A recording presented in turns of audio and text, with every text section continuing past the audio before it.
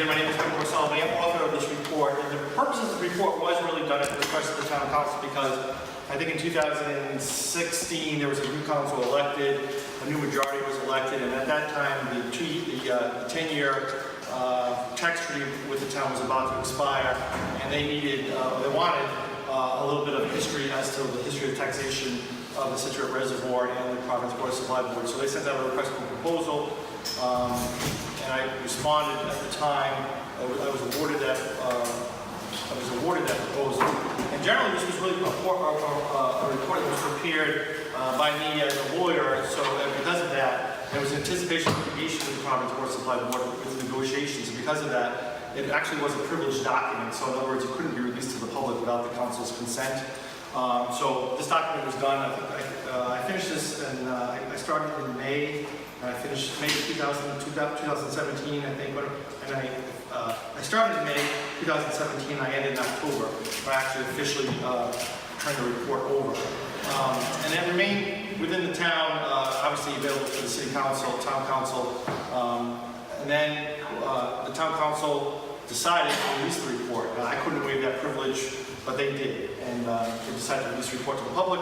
And so I think last year, this December, it became public.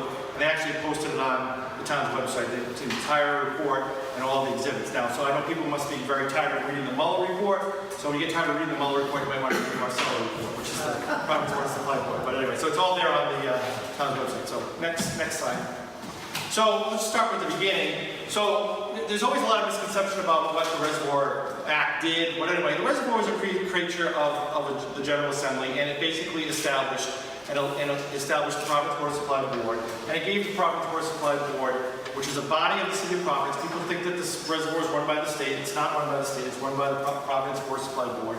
And they gave the Providence Water Supply Board the right to acquire land in the name of the city. So the city is the landowner. Such lands in the state is necessary to desirable for a water supply. So they had a right to buy land, which they did. They also had a right to condemn land for the same purpose. The original beneficiaries of this act were Scituate, Cranston, and North Providence, including Providence. And under this act, they had the right to, along with each water or fire district, has the right to take and receive water for the storage reservoir for domestic, fire, and other ordinary municipal purposes. So Scituate does have a right to take water from the reservoir if we ever go hook up. But there's a misconception that Scituate can get it for free. We don't. We get it like any other municipality. So we can hook up to the water supply board, but we'd have to pay for the hookup, and other customers would pay water like anyone else. The problem is, most people know, is most of the town is here, the reservoir is here, it's a gravity-fed system, so we have to have a lot of pumping stations to pump the water up to like Chapas where I live, if you want to take the domestic water supply. Interestingly enough, even though this act is 1915, it's still being interpreted today. Just recently today, Judge Silverstein issued a decision, a challenge to this ordinary municipal purposes, because the town of Burrillville sued the town of Johnson, who was buying water wholesale and shipping it, planning to ship it to Burrillville for that power plant that they were proposing. And basically the City of Conservation Law Foundation and this town of Burrillville said that's not an ordinary municipal purpose. That's beyond what the act was.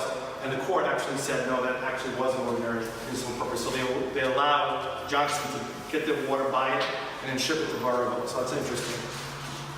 One of the most big conceptions is the act does not require the Providence Water Supply Board to pay a certain percentage or minimum contribution to the town's budget or tax rate. I've heard, when I was writing this report, Providence Water Supply has to pay 60% of our taxes, or 60 or 25% or anything. That's all untrue.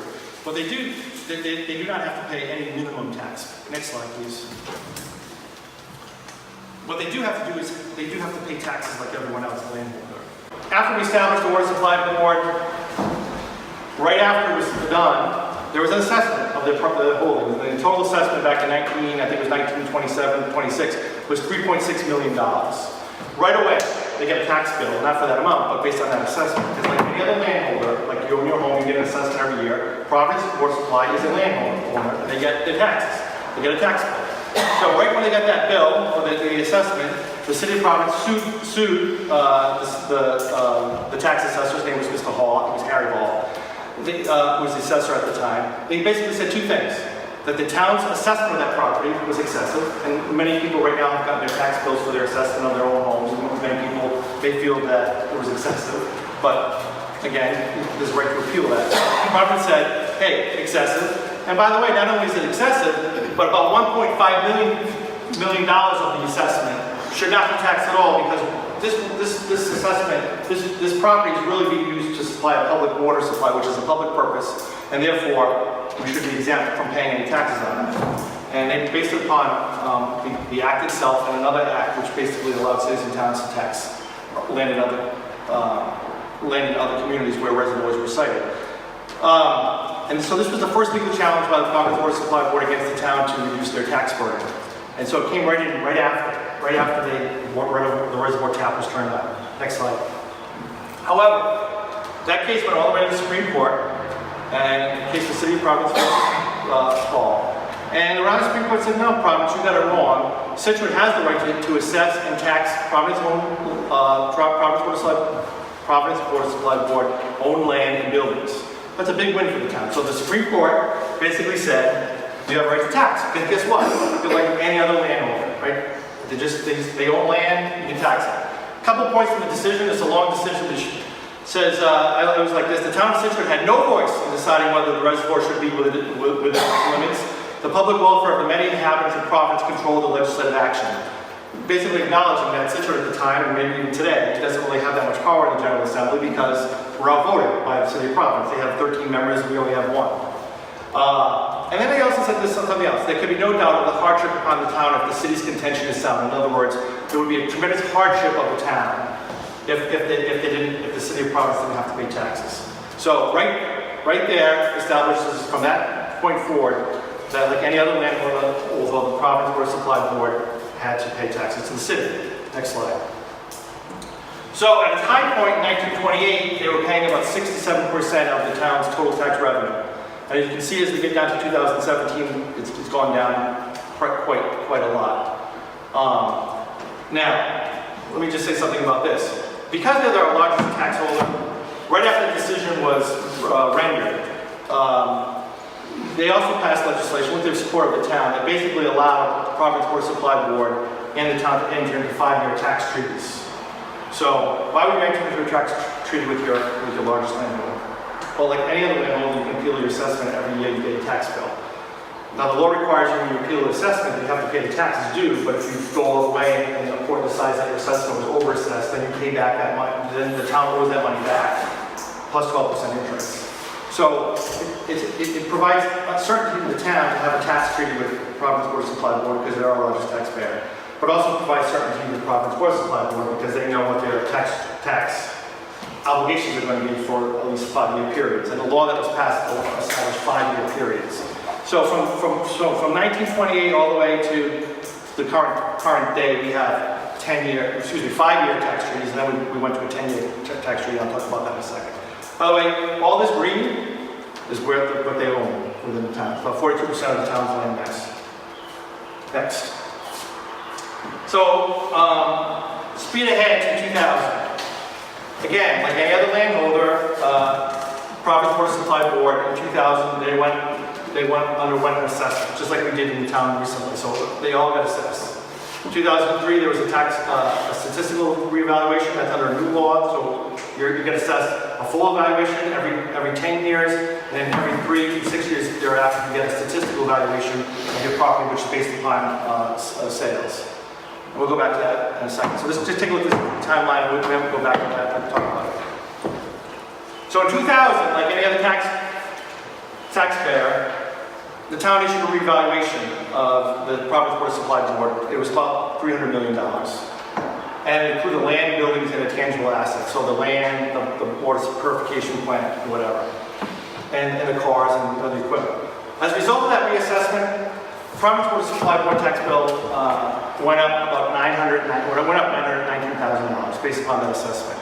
Again, you go put a nice deck on your house, your assessment goes up, you pay more taxes, right? So, for whatever reason, the value of their land and their holdings went up about $919,000. Excuse me, went up enough to generate $919,000 of assessed value, which increased the tax bill. Coincidentally, at the same time, the town budget increased $1.1 million. So Providence Water Supply Board looked at that and says, oh, our taxes are going up, $919,000, and town spending went up about $1.1 million. We basically just paid for the tax increase for everybody else within town. We just took that tax increase, and their percentage of the town's tax bill was up 25% total tax bill. So that raised a little bit of alarm for them, and they weren't very happy about it. Now, if you go in the report, there's a little bit more detail as to what the town did during this period of revaluation, and there was a little bit bad blood created by some of the correspondence and some of the things that went back. But needless to say, there was a reevaluation in 2000, and they basically said, hey, we believe this is too high. So next slide. So, what do they do? Well, for the second time in about 10 years, they pushed back. When I say they pushed back, they basically said, hey, again, like they said in 1928, there's excessive taxation based on the value. In other words, you assessed our property too high. There was a misclassification of land. I'll get to that in a second. And basically what they said is that, hey, in 1985, or I think it was 1986, the state passed this legislation called the Farm Forest Open Space Act, which permitted landowners of 10 continuous acres of land or more to apply through the local Rhode Department of Environmental Management to get their property designated as farm forest and open space. And when you do that, you basically take a lot of the value of the land away, because there's another statute that basically sets the value of, once you get that designation, that they said the farm forest open space should be recommended assessment value at $200 an acre. So they pushed back and said, hey, we're going to get 9,088 acres of the 14,000 we own. We believe that most of that should be farm forest open space, and we're going to apply to the Rhode Island Department of DEM. And they got it. They got the designation. So therefore, they believe the town misclassified that land. In other words, we didn't recognize that farm forest open space designation. Other landowners in Scituate also got farm forest open space designation. Anybody who owns 10 or more continuous acres can apply to get it, and it has been granted to other smaller landowners. But obviously, since the Providence Water Supply Board being the biggest, they have a huge effect on the amount of money they pay. So the town's argument in response to that, nope, the Farm Forest Open Space Act doesn't apply. And why didn't they? The town's argument was pretty simple. They said, look, the purpose of the Farm Forest Open Space Act is to prevent landowners from having to sell their land if they're facing forced conversion of the land. In other words, if you own a field and people are developing that land, the land around you, and putting houses on neighboring property, well, your assessment's going up because that land becomes more valuable as a house lot than it is, than an open field. And therefore, the town looks at that and says, well, that land value is going to go higher, and therefore, it's going higher, you're going to get assessed more. And then the landowner says, well, I really can't afford this, so what I'm going to do is force to sell my land to pay the taxes, and I'm going to build more house lots. But the town said, well, that doesn't apply to the Scituate Reservoir because their land is not in a forced conversion. They bought the land to protect the reservoir, right? There's no forced conversion. They bought this land to protect the reservoir. They need it for the filtration system. They need it to protect the quality of the water. That's why they're buying this land. It's not forced conversion. There's no incentive for them to sell the land for houses because they're not unenforced. So that's and then the town said the purpose of the Farm Forest Open Space Act was not met. The purpose of it being to relieve landowners from the pressure of the land, the sales. However, the town did agree that under the statute, Farm Forest Open Space, that the land met the definition, the statutory definition of forest land under the Act. And we'll get to that, why that was important. But the town agreed to that. The court didn't rule that. The town agreed that under the Act, that the city of Providence met the definition of forest land under that. So, the debate. The spirit of the Farm Forest Open Space is forced conversion versus land use definition of forest space. So that's kind of like where the debate led. So, going back to that, they said basically, can we just go back 1 second? In 2000, as I said, we had this revaluation. In 2003, we had a revaluation, statistical. And lo and behold, the Providence Water Supply Board property value went down. And it went down by about, I can't give you the exact percentage of the assessment, but it went down $1 million on their tax bill. So from 2000, 2001, 2002, 2003, Providence Water Supply Board believe they were paying about $1 million too much. And in 2003, we have a statistical reassessment that basically dropped the value of their land, and their tax bill actually dropped by $1 million. So they were like, haha, we were right, you overtaxed us for those last 3 years. So if we were to send out the tax bill in 2004 for the 2003 assessment, their tax bill would have been about $2 million less. However, the town did something that also was permitted, but it kind of left a bad taste in Providence Water Supply mouth. They split the tax rate. They said, you know what? We're going to have, for the first time, we're going to have a residential tax rate, and we're going to have a commercial tax rate. And many towns were doing it at the time, but Scituate only really has one commercial property, and that's really the Providence Water Supply Board. So as a result of that tax split, we basically protected that $1 million because we were taxing them at a higher rate than the residential rate. So we split the tax rate, and Providence Water Board said, well, this is not fair. I mean, we did it legally, but we're again paying more money than we should. So again, they used the 2003 reassessment as evidence that they had overpaid from 2000 to 2003. The town says, well, maybe you did, but guess what? We're going to split the tax rate anyway. Have two tax rates, one for residential, one for commercial, and you're going to pay that much. So again, they think they're entitled to relief on the assessment lowered, but we sock them with a new tax rate. So next.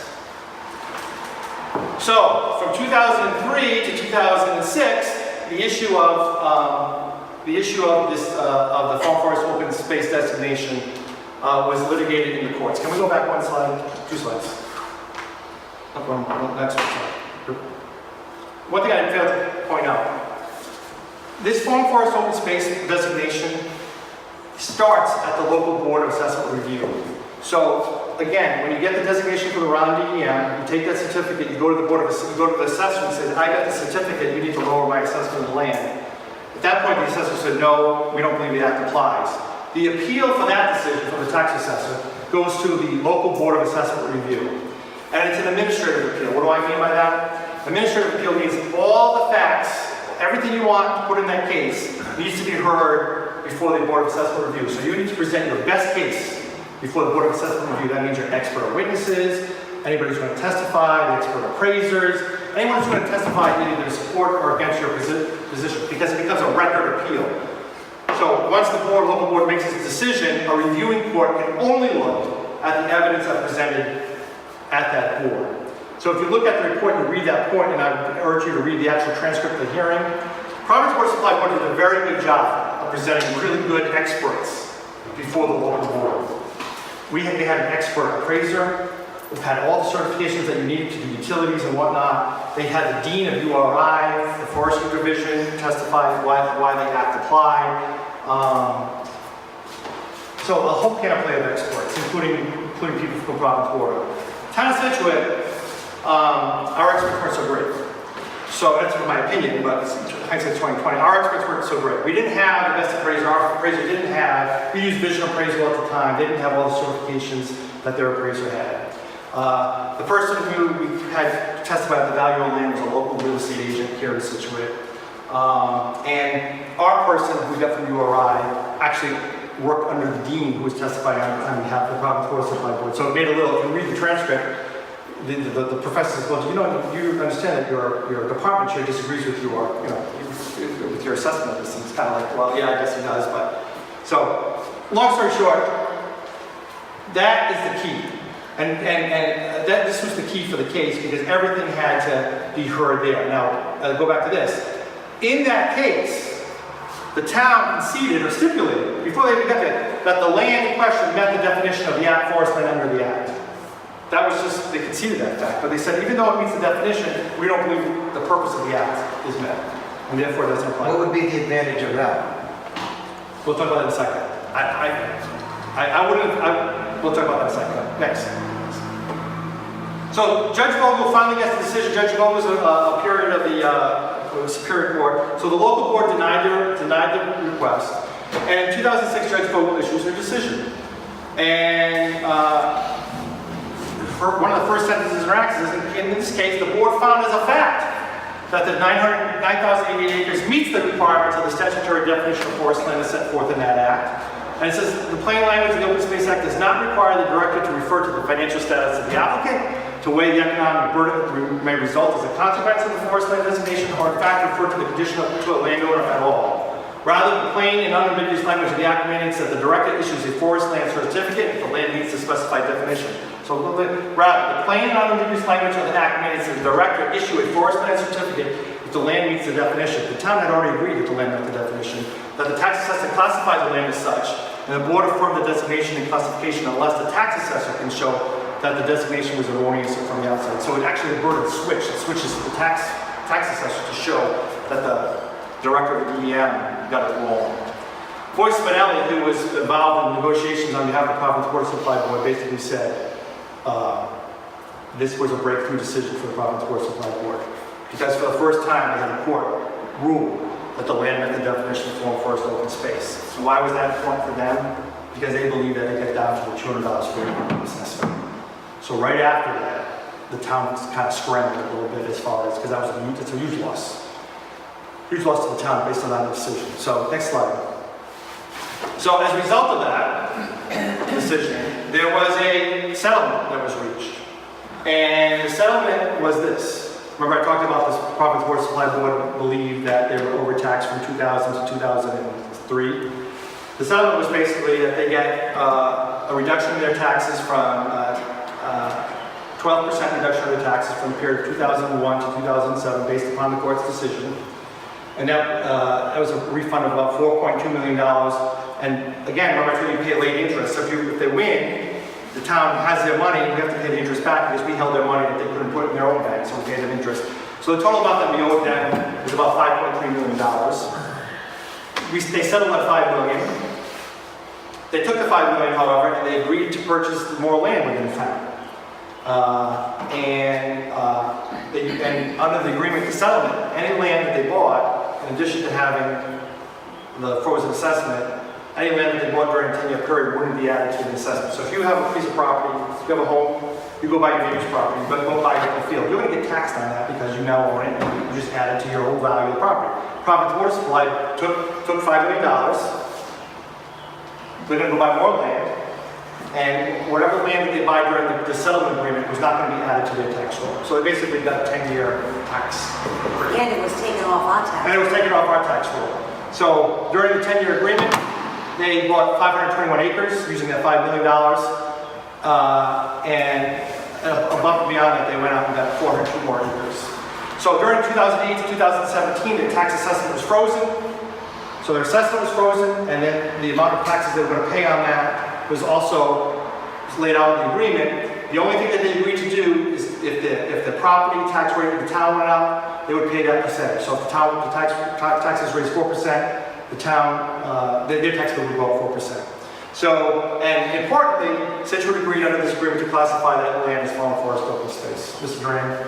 On that 521 plus the 402, who owned that property? Private landowners.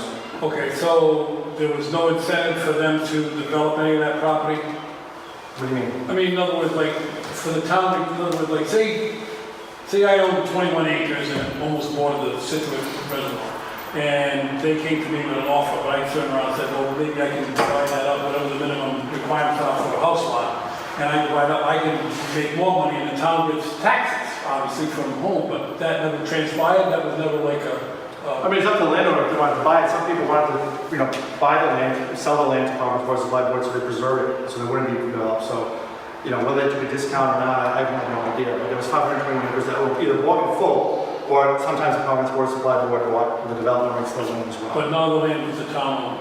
None of the land was town, all privately owned. So all that land got taken off the tax roll. And then, in addition,